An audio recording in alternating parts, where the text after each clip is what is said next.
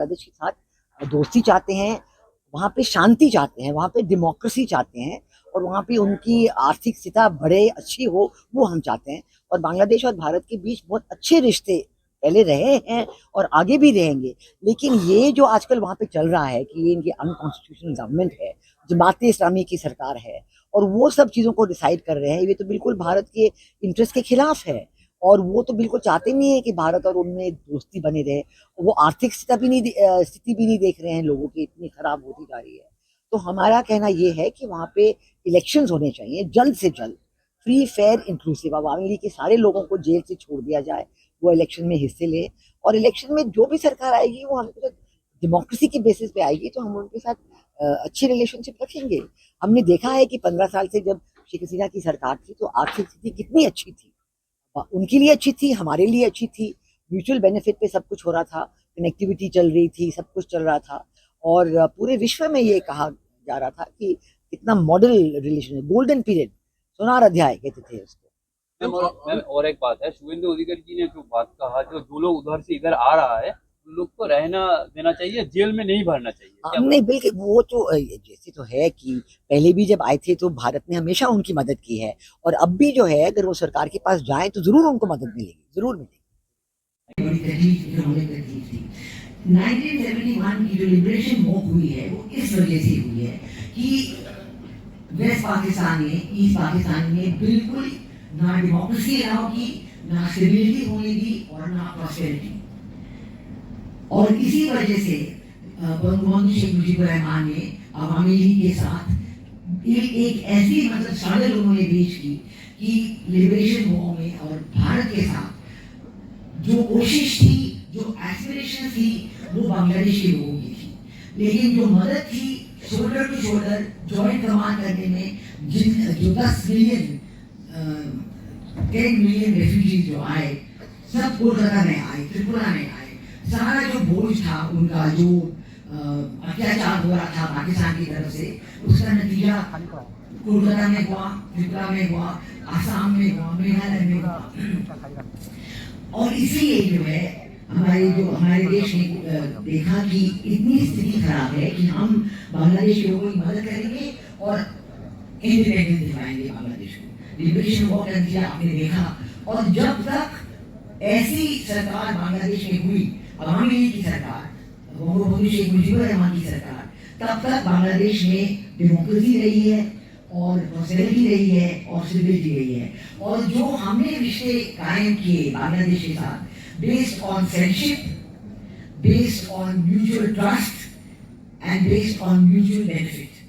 कि हम हमेशा जो रिश्तेदारी होती है, जो फ्रेंडशिप होती है, उसमें म्यूचुअल बेनिफिट होना चाहिए। बांग्लादेश के लोगों के लिए भी बेनिफिट होना चाहिए और भारत के लोगों के लिए भी बेनिफिट होना चाहिए। लेकिन जब अवामी league Bangabandhu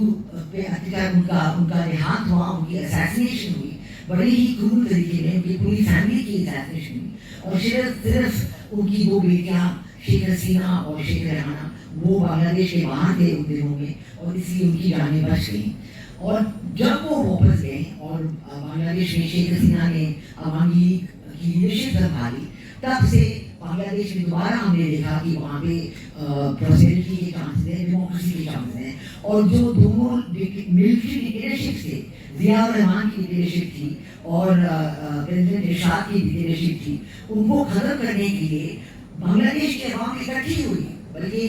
Awami league and BNP दोनों इकट्ठे होकर उन्होंने कहा कि हम तानाशाही नहीं मानेंगे, हमें डेमोक्रेसी चाहिए। और उसके बाद जो उनमें इलेक्शंस हुए, जो उन्होंने अपनी कॉन्स्टिट्यूशन 1972 की कॉन्स्टिट्यूशन की, उसमें भी 4 पिलर्स जो उस कॉन्स्टिट्यूशन के हैं, वो है डेमोक्रेसी, वो है सेक्युलरिज्म, वो है nationalism, Bengali nationalism and social justice. तो इसलिए हमने देखा है कि बांग्लादेश से जो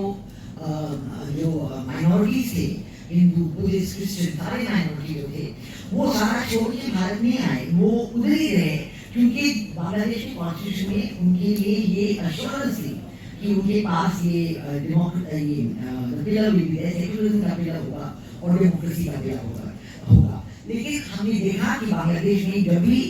इंस्टेबिलिटी हुई, जब भी अत्याचार हुआ जरूर माइनॉरिटी के खिलाफ जब भी अत्याचार हुआ था बीच बीच में वो छोड़ के आए थे, लेकिन जब भी वहाँ पे डेमोक्रेसी हुई, जब भी अवामी लीग की सरकार हुई, तब ये अत्याचार बंद हुआ, कम हुआ और हमारे माइनॉरिटी ने वहाँ पे उन्होंने काफ़ी तरक्की की, एजुकेशन, बिजनेस वगैरह वगैरह। और अब जो हम देखते हैं कि पिछले 15 सालों में मैं जब थी वहाँ पे हाई कमिश्नर, तब बेगम खालेदा जिया की सरकार थी और बेगम खालेदा जिया की सरकार में सिक्योरिटी इश्यूज पे, नेशनल सिक्योरिटी इश्यूज पे भारत के साथ बहुत सीरियस प्रॉब्लम थी। Support for the Indian insurgent groups, जो नॉर्थ ईस्ट के सारे इंसर्जेंट ग्रुप थे, उल्फा और दूसरे इंसर्जेंट ग्रुप थे, support for cross border illegal behaviour, smuggling हो या टेररिज्म हो। और उन दिनों में जब मैं वहाँ थी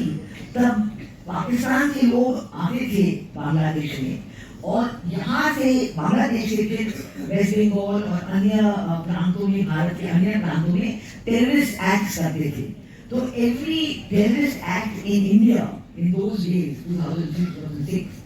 had a Bangladeshi imprint because लोग वहाँ जाते थे और या तो वो इलीगल इमिग्रेंट्स के जरिए कराते थे और या तो पाकिस्तानी टेररिस्ट करते थे। तो